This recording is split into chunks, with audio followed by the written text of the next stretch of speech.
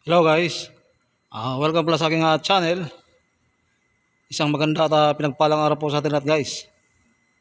So kung bago pa po kayo guys sa aking channel, paki-subscribe na po yung aking channel guys, Kiko Mekaniko. At pakipindot na rin po guys yung notification bell na all para every time po guys na mag-upload ako ng new videos tungkol sa paggawa ng sakyan, ma-update din po kayo. So siya nga pala guys, ito yung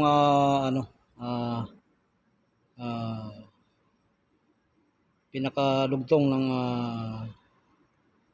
dito sa ginagawa ko na Honda Accord 2014 model. So ayan, Honda Accord 2014 model.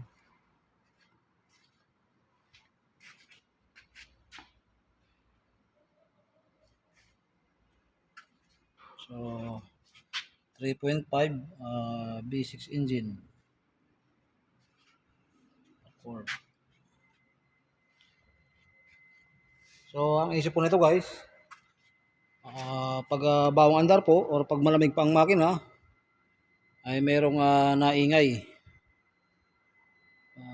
knocking sound, parang tunog valve lifter or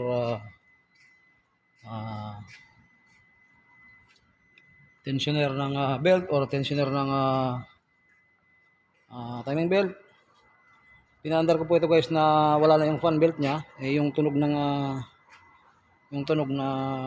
knocking sound andun pa rin. So tulad nga po guys ng sinabi ko sa nakarang video, pagka ang mga timing belt po guys ay rubber, so ng isang makina, at pag ang tensioner guys, kung mapansin po natin, ayun sa bandang ilalim, ang tensioner ay ano yan guys, parang may langis yan guys sa loob, parang hydraulic type or self adjusted hydraulic type na tensioner. So yun, kung mapansin po sa bandang ilalim. So sa ngayon guys, para sure na makita ko po talaga kung yan po yung sira, yung tensioner na yan, tinanggal ko po yung timing cover. So kung mapansin po natin guys, wala yung timing cover. So andun yung kanyang timing cover, yung upper portion ng timing cover, at yung lower portion ng timing cover. So dito guys, papakita ko sa inyo, ito yung ano guys, ito yung pinaka tensioner yan. Ito yung pinaka tensioner. Yan. Kadugtong guys, yan. Ang pinaka tensioner. So paandarin ko po siya guys na wala yung timing cover para titingnan ko po kung merong salyada yung tensioner na yan. So pag may salyada yan guys, 100% yan ang pinaka problema. Kasi nakakapagtaka rin guys pagka medyo warm up na yung engine, nawawala naman yung ingay. So pag nag-troubleshoot tayo guys, medyo systematic para sureball guys na makita natin yung yung pinaka problema. So paandarin ko po siya guys na wala yung kanyang timing cover. So ayan, kompleto na. V6 engine. So paandarin ko siya guys, at pag-iinggan natin yung tunog kung yun nga po yung tensioner ang pinakasira. So ayan, ayan, hanggang po yung tunog guys, nakakanda na kanyang engine. Malakas yung tunog,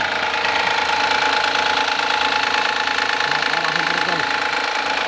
So isipatin ko lang guys ayun, ang lakas ng guys, ang lakas ng uga, ang lakas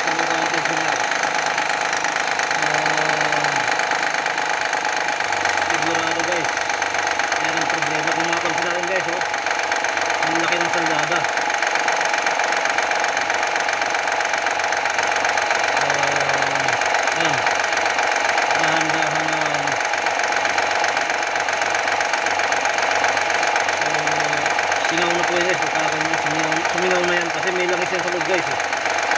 Actually guys, dapat mayroong tray dapat yan, pero dapat konting-konti lang. So kung mapansin natin, malaki ng tray niya. So meaning, yan talaga guys ang problema. So sa mga Honda Accord guys na V6 engine, at sa mga Honda Pilot, yan. Pagka nakadinig po tayo guys ng tunog, so parang tunog connecting rod din guys eh. Ang tunog niya parang connecting rod, tunog po, bearing ng connecting rod na sira. Hawig po sa guys sa tunog sa sira ng bearing ng connecting rod. Pag hindi po guys makikita ng ganyan actual, pagludahan na katok yung makina. May ibigay ko po guys sa inyo guys na tips pagka ganito yung trouble, para hindi na ganito ang knocking sound. Much better na tanggalin muna yung timing cover bago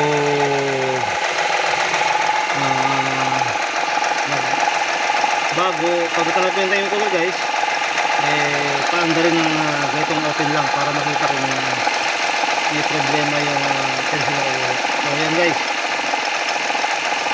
medyo mawawala na yung ingay at yung play nya guys, kunting-kunti na lang play nya. Yan ang normal guys na function nya. So yan, garantisado guys na yan ang problema. So pag nag-title po ito guys ng tensioner na yan, tatanggalin lang po yung pressure switch ng oil. So pwede na po matanggal yung tensioner na yan guys. So yun, kung mapansin natin guys, konti na lang yung ano nya, yung palag nya, yung tray ng toaster ng tensioner. So self adjusted yung tensioner na yan, kaya hindi na po na-adjust yan guys. So yan, wala na yung ingay guys, at konti na lang yung kanyang play ng toaster.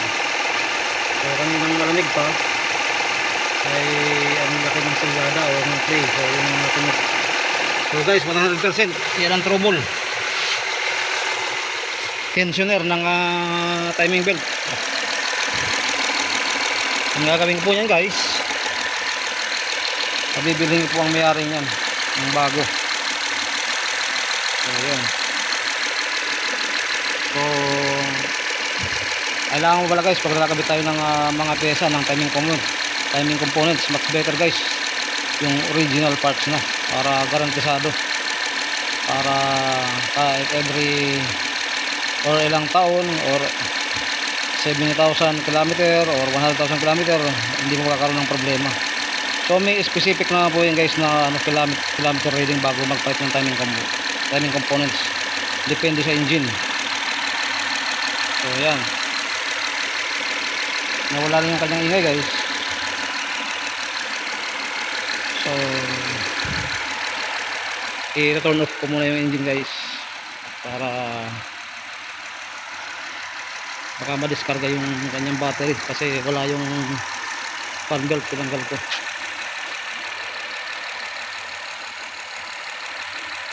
So yun guys, natumbok na yung pinaka problema. So sabihin po kayo sa may-ari nito na pagpalit ng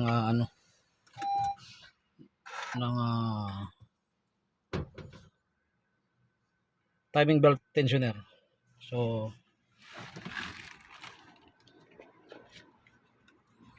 yun, at least guys napakita ko po sa inyo kung ano ang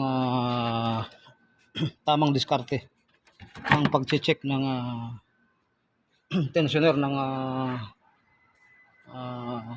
itong tensioner ng timing belt ng itong klaseng makina, V6 engine, Honda Accord 2014 model. So Honda Pilot guys, halos ganyan din ang ano niya, tensioner, yung klase ng tensioner niya ganyan din.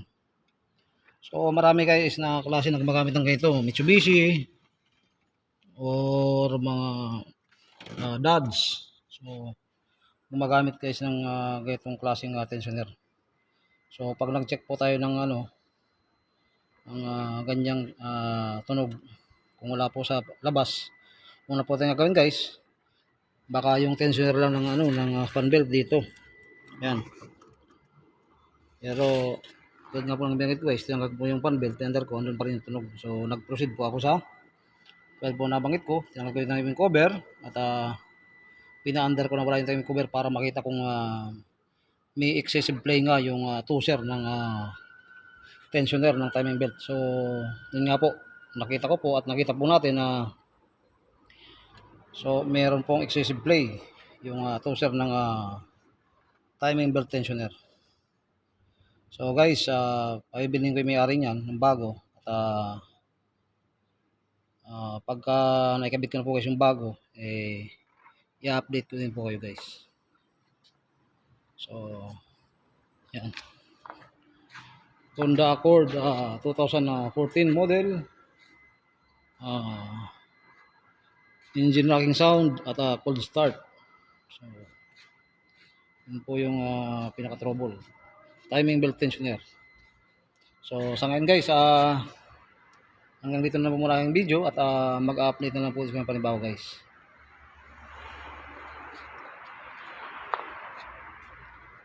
Maraming salamat po. God bless.